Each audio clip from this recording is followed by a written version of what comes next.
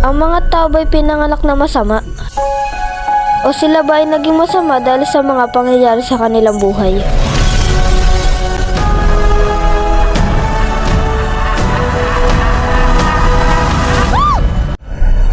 Perde ka.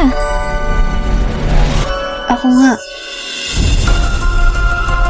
Maligayang pagdating sa mga bagong estudyante ng G University. Binibini? Elfo ba? Maaari kang makikwarto kay Binibining Glinda. Oh, nag-iwan ako ng spasyo para Sa sa'yo. tingin mo ba talaga ay patas iyan? Sa akin, hindi. Nangako sila na magkakaroon ako ng pribadong silid. Pero salamat sa pagtatanong.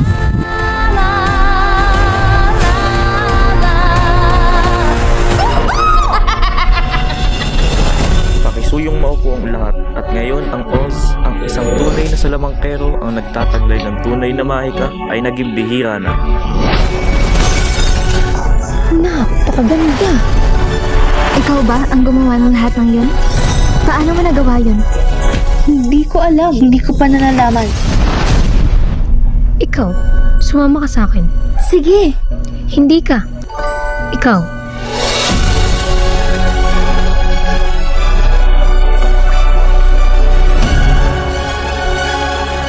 Ganda?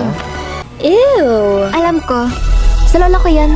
Ipamimigay ko sana, pero wala akong kilalang karapat-dapat. Dapat sumama ka sa amin ngayon. Huwag mo sabihin wala kang susuotin, dahil pwede mo suotin to.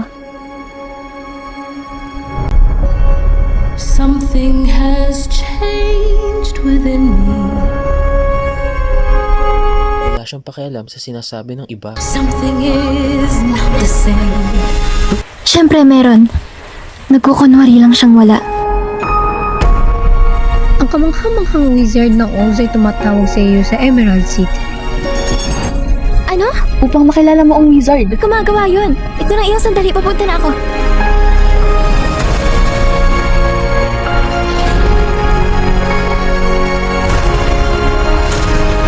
Ako si Oz, dakila at kakilakilabot.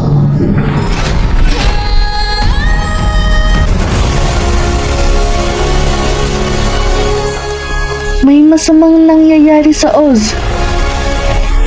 Pinakamagandang paraan upang pag-isahin ang mga tao ay bigyan sila ng isang tunay na away. Wala kang kapangyarihan. Kaya kailangan kita.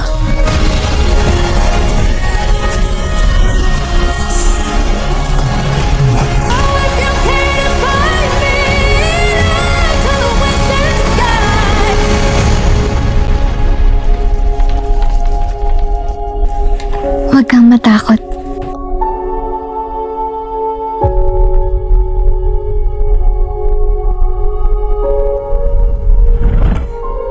Hindi ako natatakot.